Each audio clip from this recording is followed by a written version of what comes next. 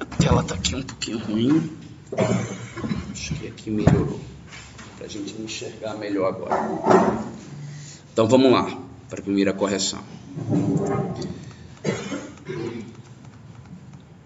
Tá. Ó, eu aconselho até não apagar o círculozinho que fala dos princípios, que o dela eu agora não vou poder conferir. Primeira coisa, contar os princípios que tem lá, quantos tem, saber se bate com todos os slides que vocês fizeram. Então, vamos lá. O que vocês têm que fazer? Achar na imagem, identificar aquele princípio que você quer apresentar, dizendo que tem realmente na obra que você escolheu, e tem que dizer de que maneira está aí, como foi que o arquiteto usou de verdade. Porque se você simplesmente diz que está em qualquer lugar, como é que eu sei se você entendeu o que eu estou cobrando de você? Unidade. O que é unidade, gente? Quando os elementos de uma composição, eles possuem integrações no seu diálogo visual, ou seja, quando eles têm partes da composição, tem algum tipo de linguagem que comunica entre si os seus constituintes. A forma cilíndrica da composição se tem dos dois lados da obra, dando unidade à obra. Temos também a repetição de quadrados e retângulos, nos dando a visão de unidade em toda a obra. Mais ou menos, porque você pegou e falou dos cilíndricos. Você poderia dizer o seguinte: a composição apresenta no todo da composição, a obra apresenta no todo da sua composição sempre elementos curvos. Você falou que ela tem sempre cilindros, não é verdade, aqui no meio não tem cilindro. Então, se o elemento que você usou como unidade fosse a forma cilíndrica, não teria unidade no conjunto. Realmente, eu consigo ver unidade nessa obra. Agora, não por ser cilíndrico, por ser curvo, porque os cilindros são curvos e porque aqui, ó, também tem. Não dá para você dizer que os quadrados dão unidade, porque o quadrado não é uma coisa que aparece como um todo da composição. O que é mais marcante, no que dá unidade a essa obra, é a forma curva, que aparece tanto na planta da construção, quanto na forma do volume dos cilindros e da cobertura da parte principal da edificação. Então, está correto o que você fez. Só não está muito bem claro a expressão onde você queria explicar. Clareza. Nessa obra de Corbusier está claro que ele quis impactar o olhar do observador com sua forma. Eu não sei se a sua forma é isso, a sua forma é isso, a sua forma é isso, a sua forma é aquilo. Você precisa dizer onde é que está essa forma, que forma é esta. Veja, a intenção dele era causar... não fica muito claro falar impactar o olhar, porque eu posso dizer tanta coisa, fica tão aberto isso. Eu acho que ficaria claro que ele quer criar uma ênfase de um ângulo agudo e que vai causar impacto a partir de uma base de área super larga e com um pico aguçado, e aumentou a verticalidade dele. Então eu até diria que a clareza, pelo fato dele ter isolado a edificação e deu ênfase nessa forma aqui. Eu diria até o seguinte: vocês lembram que todos os quesitos que ficam no meio daquele círculo, eles são mais facilmente explicados quando você usa um daqueles que estão do lado de fora? Eu chamei atenção para isso. Se você dissesse, por exemplo, que a proporção que foi utilizada é maior que os demais, causando dominância. E isso deu clareza à obra. Ficou claro que ele queria provocar uma dominância. Ou isso aqui também é um elemento tensionante, concorda? Então, através da tensão presente nessa forma, que destoa dos demais de maneira da linearidade dos demais elementos da composição, ele abala essa linearidade, causando um impacto visual. Aí você explica bem, porque realmente há uma tensão forte. Então, quando for explicar aqueles do meio, procure usar os elementos de fora como alvo da explicação, porque complementa o que você quer expressar. Tá? E realmente há uma clareza aqui. Porém, talvez não está tão bom o jeito de falar. E não está errado. Está melhor do que o anterior que você usou. A agradabilidade, gente, tem muitíssimo pouco o que falar, porque a agradabilidade de todos os conceitos é o mais subjetivo de todos. O que é agradável? Só tem que se apegar a um daqueles conceitos de fora para dizer por que é agradável. A presença da natureza deixa qualquer lugar agradável, eu discordo. Não dá para você usar isso como... Há uma tendência natural do ser humano em em entender visualmente a natureza como algo agradável. Mas a maioria das mulheres, quando vê uma floresta de cactos, acha extremamente desagradável, feio, ruim, tem sensações ruins. Eu amo, eu adoro floresta de cactos, acho lindo. Mas pergunta para a maioria das mulheres se elas vão gostar. Não gosta, eu sei porque eu já projetei vários paisagismos assim e eu só recebo não na minha cara. Aliás, não é nem cacto, eu boto agave. Só porque a agave tem espinhazinho. E a cliente fala assim, derruba tudo que eu morro de medo disso porque tem espinho. Então, você não pode usar toda vez que você fizer uma defesa de um aspecto plástico que ele globalize tudo, você já tem um grande risco de estar falando em besteira. Porque não existe o todo universal. Todas as nossas tentativas aqui são tentativas de universalizar o conhecimento visual, mas elas não sempre têm uma exceção. Por exemplo, a natureza com cacto para algumas mulheres é ruim. Já, por exemplo, para os homens, a maioria, que tem outros que não. Por exemplo, hoje eu fui na casa de um cabeleireiro para fazer a casa dele, né? E eu dizendo, cara, vai ficar carregado. Aí ele já tinha um lustre com um monte de luz, um monte de coisa preta, um monte de tecido no meio do lustre. E ele, não, mas agora eu quero outro aqui, maior ainda, e colorido, com não sei o quê. E a esposa dele olhava assim pra mim. Que veja, ele é um cara atípico, né? Ele é um homem que entende de design, que ele tem mais sensibilidade, que ele gosta provavelmente que ele faz muita criação com cabelo no dia a dia dele. Já a esposa dele toda caretona, dizendo, não, eu queria branco, eu queria parede branca, eu queria só uma coisa esférica, redonda e branca, e acabou-se. Eu falei, olha, cabe mais aqui, o que a sua esposa está dizendo, porque já tem muita requisitação visual. Então, não faz assim, não generaliza. Tem outras coisas aqui que podem fazer isso aqui ser agradável. E aí eu digo de novo, o que está no meio das bolinhas se explica melhor quando você usa um dos de fora. Esta obra é relativamente simples na forma dela, não concorda? Ela é só uma forma prismática com balanço para frente. Então, a simplicidade da forma contida nessa edificação, ela realça a agradabilidade visual do contexto apresentado. É uma das maneiras de você apresentar, né? O que você achou bonito aí? Bom, você pode também dizer assim, que você queria falar da natureza.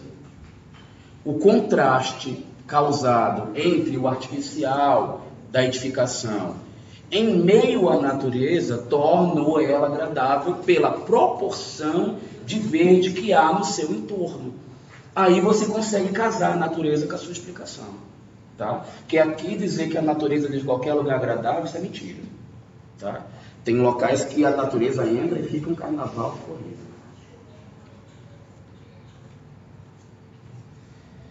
Sua forma é heterogênea. Uma composição simétrica. Os jogos de cores valorizam a relação do projeto com os moradores. Olha, esse equilíbrio normalmente não está relacionado com ter jogos de cores ou não ter. A não ser que eles mudem o peso de algum objeto. É quase impossível falar de equilíbrio sem falar de peso. Quando você quer falar de equilíbrio, provavelmente você vai ter que botar peso na jogada. Porque o que é equilíbrio? É quando você joga peso na horizontal de uma maneira que rola a equivalência, ou quando você joga na vertical e há uma predominância inferior. Lembra que a gente adotou esses dois critérios? Se você não tem nenhum desses dois critérios sendo utilizado, ou quando não tem, lembra que eu falei de mapa de cheios e vazios na distribuição? Também é um outro critério que você pode utilizar. Se você não conseguiu explicar por esses princípios, primeiro, eu não acho que isso aqui é uma obra simétrica. Porque do lado de cá tem uma série de coisinhas assim irregulares aqui também, mas existe um elemento que ele desloca o peso na minha percepção para a direita. Vocês discordam de mim? Tá todo mundo meio igual, mas tem uma coisa aqui jogando para a direita que diferencia. Então, se fosse por esse jogo de cores que você falou, existe uma predominância de peso à direita. Só que aí, você sendo esperta, conhecendo os princípios, apesar de haver um deslocamento de equilíbrio à direita da composição, no projeto de paisagismo, um volume arbóreo maior foi feito para contemplar o equilíbrio da obra, compensando esse deslocamento para a direita através de um elemento natural. Aí você falaria de equilíbrio. Tem várias maneiras de se enxergar equilíbrio, porque a pessoa que se foca aqui, ela pode dar uma explicação, você amplia da outra. Você relaciona com o objeto aqui na frente, dá outra. Tá? Eu estou aceitando qualquer possibilidade avaliativa que você tiver, que esteja nos princípios que a gente aprendeu. Equilíbrio, normalmente, os mais imediatos é observar do eixo de simetria, quem está para um lado, quem está para o outro, e como é que elas se trabalham. E outra, não necessariamente, para você dizer que uma coisa é equilibrada, você vai falar que ela é simétrica. Até porque a gente aprendeu que tudo que é muito óbvio, um objeto de um lado, um objeto do outro é igual, é uma simetria pobre, concordam? É uma coisa muito óbvia que qualquer pessoa sabe fazer. Toda dona de casa sabe pegar um vasinho e botar de um lado e bota de igual para equilibrar o peso. As pessoas esperam que nós, arquitetos, saibamos fazer equilíbrios mais ricos que isto. E é o caso aqui. É muito rica, tá? Essa cena. E poderia ser feita com o equilíbrio, como eu acabei de falar. Olha, você usou a mesma foto para usar pregnância. Então, no seu trabalho, eu já cortaria essa foto. Eu não ia nem ler o que você colocou aqui. Mas como é para a gente aprender, eu vou ver. É uma obra que, ao olharmos, não sai da nossa mente pelo fato de ser bela ao olhar humano. Não. Isso aqui está totalmente generalizado. Ser bela por quê? Por quais atributos? Por quais recursos? Quais técnicas que o cara usou? Porque essa história aí, sabe quem fala isso aqui? Jornalista. Você não é jornalista. Jornalista não sabe técnica nenhuma, porque ele não estudou nada disso. E ele pergunta para o arquiteto o que é que ele fez, e ele fala, ficou belo, pela composição, agradável e tal. Você tem que dizer o seguinte: a forma original da composição em relação às demais que estão no seu entorno, especialmente pelo seu pico, que está evidenciado, e numa proporção. Você está vendo que eu já usei vários termos que têm a ver com aquelas coisas todas lá, para explicar a pregnância. Fazem com que ele se destaque, se torne original, ele tem originalidade, fixando a percepção da sua forma na nossa mente. Agora, por ser bela ao olhar humano, isso é subjetivo pra caramba, vai ser, ó, jogou pra torcida. Jogou assim, no solto, e tá todo mundo entendendo qualquer coisa.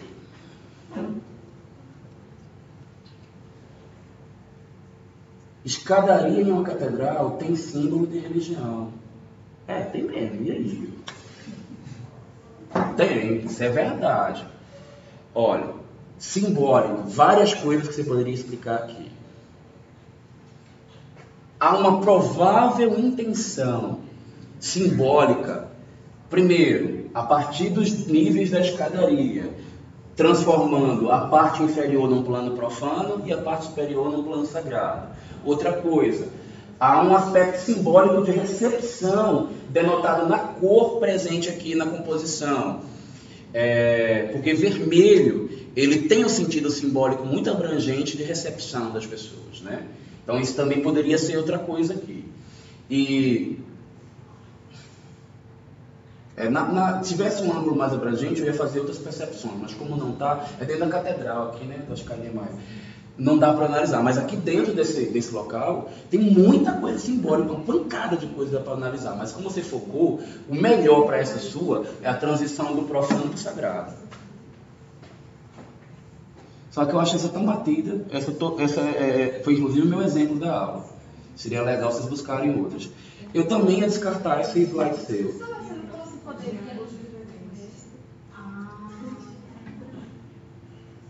Outros ângulos.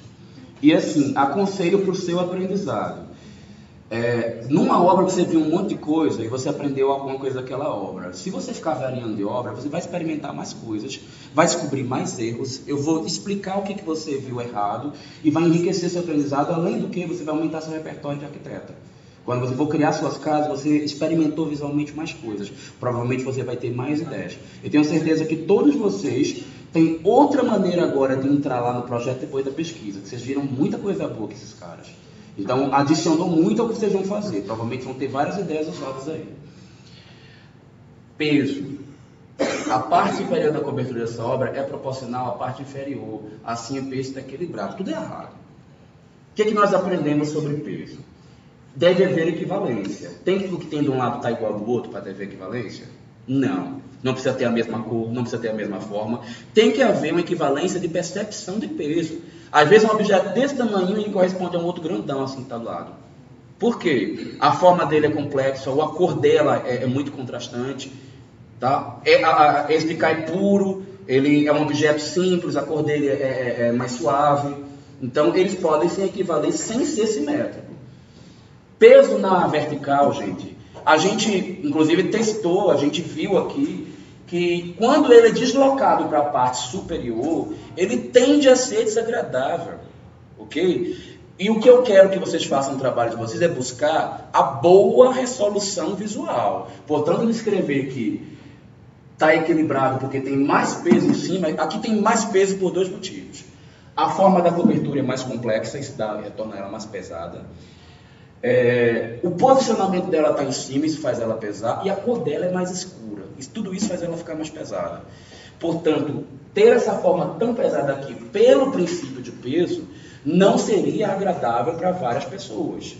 Poxa, então você está condenando a obra do Niemeyer lá, está condenando do Corbusier, que é tão famosa, que é um ícone da arquitetura, né, uma referência.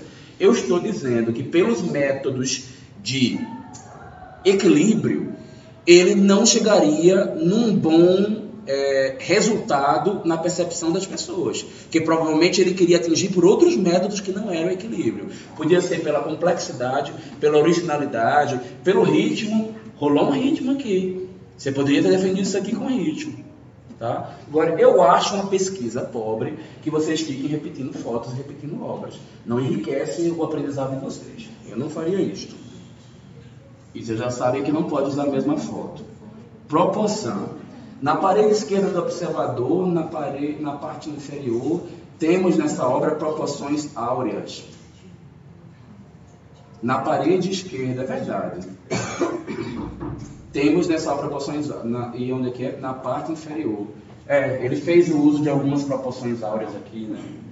Pode ser. Essa fachada tem mais ou menos a proporção áurea, tá legal. Dá para ter defendido se você já não tivesse repetido tanta obra. O arquiteto fez uma sequência de obras, fechamento. O arquiteto fez uma sequência de obras para representar todos os ministérios desejáveis. Eu viajei, eu não sei nem onde você quer chegar. Não sei. Eu acho que você confundiu o fechamento da copresença, que é quando a gente tem volumes fechando uma área, você se sente protegido por ele, com o fechamento da composição plástica. Fechamento em percepção visual é quando o seu olhar lê alguma coisa que não está presente na composição, mas ele cria a finalização daquela coisa. Se não tem aquela coisa lá, mas o seu olhar só vê aquela coisa, isso é um fechamento. Por exemplo, eu mostrei para vocês no desenho umas manchas, e não tinha uma girafa desenhada, mas nosso olhar liga e faz uma girafa. A gente vê um desenho que era assim. Eu mostrei algumas obras que você olha assim de um lado, olha do outro, você vê uma estrela. Nosso cérebro que complementa uma estrela, mas não tem uma estrela lá. Eu acho que aqui não tem nada disso. Eu acho que você confundiu com copresença. Tá? Em copresença, ainda assim seria... Por essa foto dava para ler assim. Mas uma pessoa em pé aqui na esplanada e olhando, o vazio de um prédio para o outro é tão grande que eu acho que a sensação de fechamento para fazer convexidade, que é o que eu acho que você ficou pensando na hora, eu acho fraco. Tá? Não é à toa que não tem ninguém aqui no meio, que é uma área vazia. Tá? Então o fechamento daí também é ruim na copresença. Originalidade. Aqui o arquiteto teve a preocupação de propor uma catedral diferente. Tudo isso aqui você pode cortar, que isso aqui é abobrinha. Isso aqui é ótimo para o jornalista e péssimo para o arquiteto. A gente é técnico. A gente não está descrevendo literariamente um acontecimento externo. A gente é quem que está propondo as coisas. Então a gente tem que saber a base de onde aquilo surgiu. E qual é a base plástica dessa originalidade? É incomum. O que é originalidade? Quando no contexto em que uma obra foi proposta, ela possui características ou raras ou que não existem naquele contexto. E é raro, na concepção de igrejas, ter formas pontudas, curvas, apontando para o céu. E ainda mais quando elas estão concentradas numa forma radial, que tem um raio aqui no meio, né, elas estão distribuídas ao redor. Então, isso tudo faz com que ela seja original. Estamos todos acostumados a ter catedrais verticais e retangulares. Aqui Niemeyer ousou em uma forma... aqui está melhor, viu? Você não precisa botar aqui que estamos acostumados. No contexto de catedrais metropolitanas, que é o que você tem que defender, é comum formas mais simples, verticais e retangulares. Eu acho que não é muito não, viu? Todas as igrejas elas têm formas meio alongadas, Não é comum ter uma planta radial com arcos curvos na volumetria da fachada. Eu acho que é isso que você deveria falar da originalidade. Não está tão ruim esse pedaço aqui teu. O início é que eu acho meio abobrinha. E você pode botar assim, uma forma curva piramidal, porque realmente é meio que fosse uma pirâmide radial. Uma forma piramidal radial. Acho que dá para aproveitar o que você escreveu. Complexidade. O excesso de cores provocando a sensação de muita informação com elas. Complexidade não quer dizer necessariamente excesso. Excesso é quando você entra num quesito da complexidade que se chama, como é que é o nome? Profusão. Profusão é o excesso de complexidade. Normalmente a profusão ela é um erro de composição visual. Complexidade não necessariamente é um erro. E também não estou dizendo que profusão é. Só que é mais fácil a profusão ser um erro, tá? Porque ela é o excesso da complexidade. Em algumas situações ela é necessária. Olha, se você tivesse escrito assim, a quantidade e a variedade de cores que tem aqui aumenta a complexidade da fachada.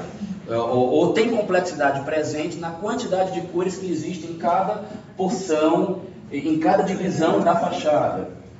Eu acho que ficaria melhor, mas na boa.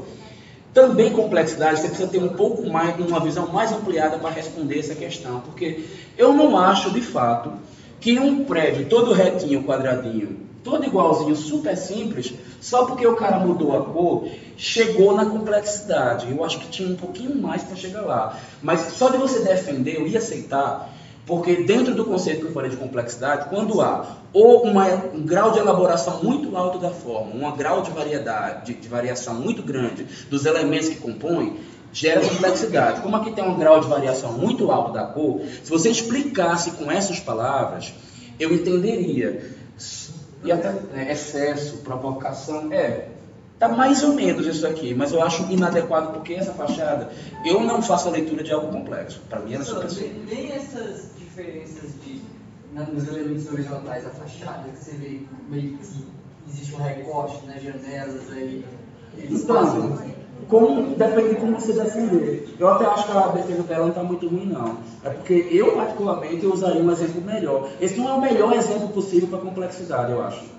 Mas eu não estou dizendo que está errado, não. O dela eu ia considerar meio certo, que está rolando aí. Ou talvez até certo mesmo. O legal, gente, para vocês conseguirem se definirem como certo e errado, é pegar até as frases e as palavras-chave que cada um desses conceitos tem em si. E eles estão descritos tanto na apostila quanto nos vídeos, eu falando eles. Se você usar essas palavras, fica mais difícil de você errar. Porque sempre tem uma coisa-chave. Você bateu o olho, não teve aquelas coisas, não é aquele princípio. Então não tem muito que florear, nem que escrever, muita coisa para complementar. Ritmo. Nossa, usou e abusou da repetição, né? O arquiteto segue um ritmo de... esse é um ótimo exemplo de ritmo. E é um ritmo muito rico dessa fachada, né? Em alguns locais ela deixa uma sequência, aí bota 3 para cá, aí sobe para cá com 3, aí continua essa quantidade. O ritmo de cor é uma coisa louca, né? De tão complexo que tá, né? Mas ainda rola um ritmo aí. Então, o exemplo está ótimo. Agora vamos ver o que você fala. Um ritmo de quadrados retângulo reproduzido por toda a fachada do edifício. Olha. Não é assim que se explica ritmo. O que é ritmo? Repetição de uma determinada lógica formal presente na composição. Se alguma coisa foi repetida e obedece um parâmetro lógico formal, existe ritmo. Então você tem que explicar aqui a repetição de elementos quadrados aparecendo por vezes 3 na vertical, em contraposição à repetição de um ritmo de uma unidade até chegar no centro, causa uma diferenciação no ritmo da composição. Isso aí eu acho que seria uma explicação legal para esse trecho aqui. Tá? O exemplo é feliz e é bom. A explicação também não está ruim. Faltou a palavra repetição, porque ela é chave na questão ritmo. E essa repetição tem que ser lógica. Uma repetição muito abstrata, a gente não lê como ritmo. Tá? A gente pode ler como complexidade. Simplicidade. É um exemplo de simplicidade na arquitetura, essa obra. Temos nada mais que 4 colunas distribuídas com espaços iguais, entre elas representadas uma bandeira. E é.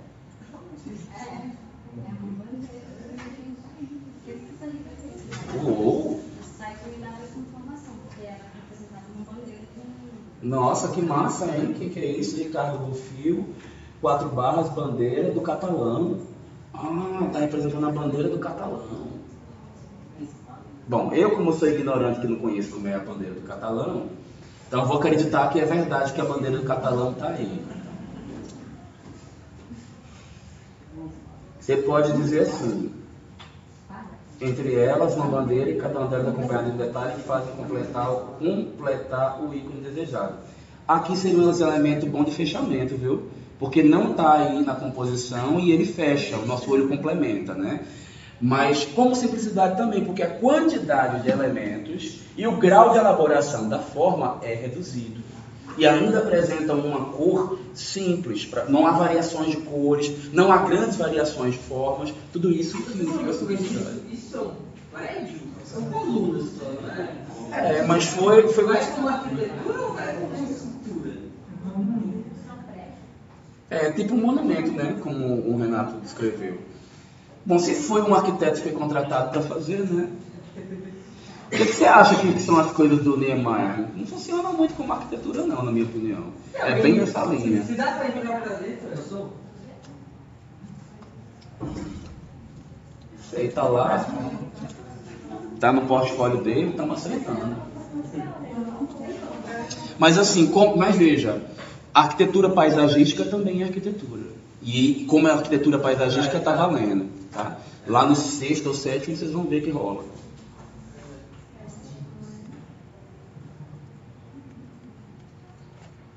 Ó, essa daqui é da mesma obra, você usou a catedral umas 3 vezes, mas você vê que é outro ângulo, com outro contexto, que tem outros objetos que você está analisando. Você não pode querer analisar os mesmos objetos com a mesma foto, que aí eu não vou aceitar. Esse está legal. Iconismo, ao observar o anjo voando sobre nossa cabeça, temos uma iconização de anjos que não sabemos que são existentes. Que doideira é essa, moça? Não, simplesmente, olha, o uso do próprio objeto, substituindo nada mais que ele mesmo, é uma iconização. Então, ao invés de ter assim uma coisa leve, suave, que simbolize um anjo, ele pegou o próprio anjo e colocou aqui como símbolo dessa edificação, tá? O uso de imagens pré-estabelecidas, substituição de objetos por ele mesmo, em vez de alguma coisa que represente ele, é uma iconização. E o conceito de ícone é justamente isto. Tá?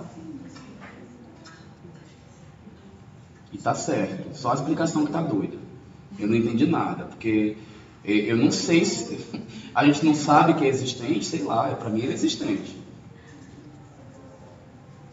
Olha, semelhança, não. Estaria erradíssimo falar que é semelhança. Semelhança é justamente quando existem atributos que fazem com que um objeto se assemelhe ao outro, mas ele não é uma cópia do outro. E os ministérios, eles são cópias idênticas uns dos outros. Portanto, isso não seria um bom exemplo de semelhança.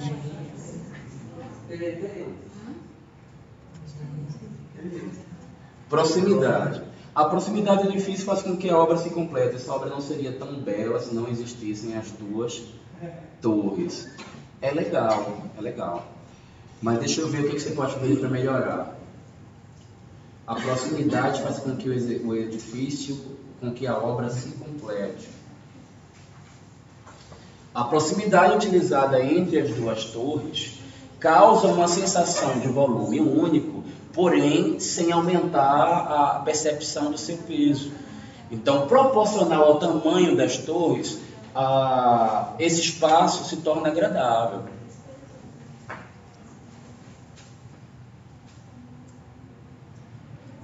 Evita falar essas coisas que seria belo, você está passando a barra aqui. Você está querendo que a pessoa entenda que é belo porque você quer que vai ser belo por sua própria conta e risco, sabe? Não força a barra. Fala qual é a técnica que faz isso daí ficar belo. E o belo você deixa por conta do observador. Está aparecendo meu assistente, luminária com design perfeito projetado por mim mesmo. Ele descreve assim. É muito massa a descrição dele. Porque eu falei assim, faz um negócio aí que fique pendurado lá, não precisa ser uma coisa muito formalzinha não, faz uma coisa bem malucona. Aí ele, pra botar uns penduricários mesmo em cima, eu falei, Depois ele chegou lá, escreveu esse negócio assim, penduricário na parede, né? Botou penduricário.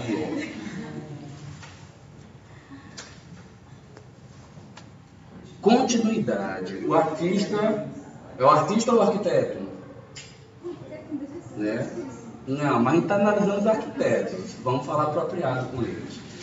Tudo bem. O artista faz um jogo com a faixa, com a fachada frontal, alternando o vidro e o concreto dando... Não, quando há alternância e repete e tal, é ritmo. Continuidade é quando alguma coisa que você vê no local, ela tem sequência, e normalmente não é linear a continuidade. Porque é uma coisa que segue reto, você não vê, você vê simplicidade, você não vê nada. A continuidade, normalmente, ela é uma sequência de elementos, eles são justapostos e eles mudam de direção em algum momento. Tá? E quanto mais ela anda no espaço tridimensional, mais rico é. Se você explicasse que o vidro que começa na fachada lateral direita, ela se transpõe para o plano frontal em forma de curva, eu não acho tão rico, mas poderia ser descrito uma continuidade daqui para cá. Porque a continuidade, quanto mais ela tem movimento, quanto mais ela estimula o olhar, se você botar na frente da obra, você fica seu olhar em um elemento da obra. Se aquele elemento, para você ler ele, seu pescoço fazer assim, fizer esse movimento, e quanto mais ele fizer, mais a obra tem continuidade. Então, uma boa maneira de você ver se tem continuidade é pegar aquele elemento que você quer descrever ele e mexer o pescoço para ver ele. Se você puder fazer esse movimentozinho, aquilo é uma continuidade. E não precisa ser assim retão, não. Ele pode ser assim também. Tá? E aqui é muito pouco. Concorda que a gente só faz assim? É pouco. Então, não é um exemplo tão bom de continuidade. Professor, eu posso representar continuidades em linhas verticais também. Quando diz em altura, ele pode ter isso que representa continuidade. Sabe o que acontece? Depende. Porque se a continuidade ela é só uma linha vertical reta, você não estimula o movimento da percepção.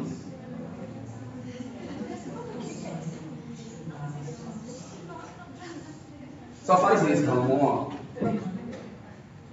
Pega essa dica que eu estou dando agora, a continuidade, ela faz o pescoço movimentar.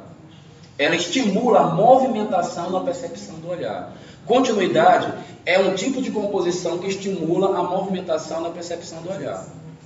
Então você tem que movimentar o olhar para entender a continuidade. Quando não tem essa movimentação, normalmente não é continuidade. Tensão. Por sua forma, ter os pavimentos superiores maiores que inferiores, nos dá a sensação que poderá cair, nos dando uma certa tensão. Beleza, tudo bem, pode ser.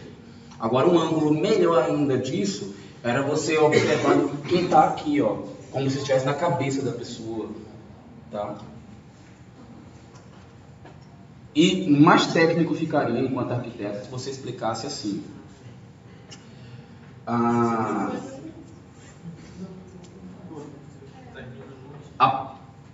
Deixa eu ver aqui. Não.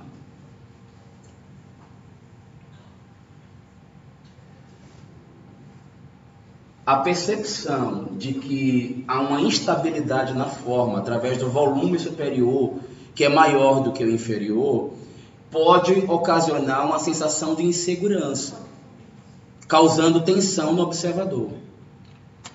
Só que essa tensão aqui, digamos que também não é das mais ricas, porque a tensão mais rica é aquela que abala completamente a linearidade da composição através de um elemento impactante. Há um exemplo de tensão muito mais rico naquele exemplo que você coloca aqui, Ele é super tensionante. Até porque aparecem umas coisas quadradinhas aqui, os objetos menores aqui embaixo. Ele é maior na proporção e a forma dele é complexa, é original. Então ele tensiona. E ele ainda tem um rasgo de vidro no meio. Então rola uma tensão. Lembrem-se que as curvas e as diagonais, elas têm maior tendência a ocasionar tensão. Isso segundo Arnheim, né? Arnheim, não sou eu que digo, não. Contraste. Aldo, olha só a intimidade dela com Aldo. Gostei. Aldo deixa claro o contraste com as cores que ele utilizou em todas as fachadas de sua obra. Não, é para você ser clara. Na porção central da imagem aparece um elemento verde que se destaca bastante do que está logo nas suas laterais, em laranja e em vermelho, evidenciando a forma principal do edifício, que é a área verde. Provavelmente o acesso principal do prédio é aqui, ele destacou com a cor mais vibrante em uma proporção maior, para evidenciar as outras. Ninguém causa contraste só por causar. Sempre o contraste é causado porque alguma coisa você quer exibir ou enfatizar ou deixar mais claro do que a outra. Contraste, gente, é para enfatizar a intenção do arquiteto. Então, a mudança de cor mais vibrante do bloco principal do prédio enfatiza a sua forma principal, ao contrastar com as demais, que inclusive são utilizadas em contraste de proporções menores. Aí vocês fizeram uma descrição bem bacana de contraste. Acabou, né? Acabou. Depois eu discuto a prova e pego mais um de exemplo, tá bom? Não, senão eu não boto as notas de vocês. Como é que vai ser a correção dos trabalhos editais? Eu vou escrever, eu vou botar tudo embaixo assim.